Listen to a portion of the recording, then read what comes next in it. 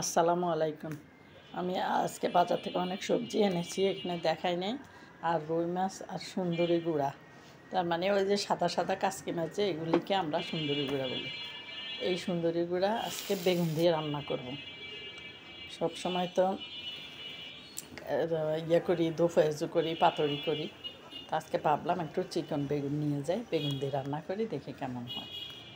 এই যে আগে তেলের মধ্যে পেঁয়াজ দিয়ে, একটু পানি দিয়ে, তারপরে হলুদ গুঁড়ি, মরিচের গুঁড়ি, লবণ সব দিয়ে কষায় নিলাম। রসুন সহ, রসুন দিতে হবে। কষানোর পরে বেগুন দিয়ে দিলাম।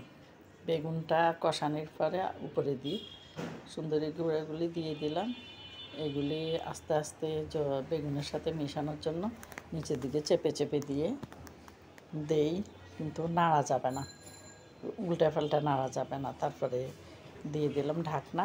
ঢাকনা উঠে দেখলাম কি পানিও বের হয়েছে, আর মাছগুলি আস্তে আস্তে একটু বেগুনের সাথে মিশে গেছে এবং ঝোল টোল সব গায়ে লেগে গেছে, মশলাও গায়ে লেগেছে। তারপরে আমি কী করলাম, ধনিয়া পাতা উপরে দিয়ে দিলাম। ধনিয়া পাতা দিয়ে দেওয়ার পরে আমার রান্না হয়ে গেছে, আস্তে ঝোলও শুকাই গেছে, রান্নাটাও হয়ে গেছে। লবণ দেখি উঠাই ফেললাম। এই যে বাটিতে দেখেন কি সুন্দর হয়েছে।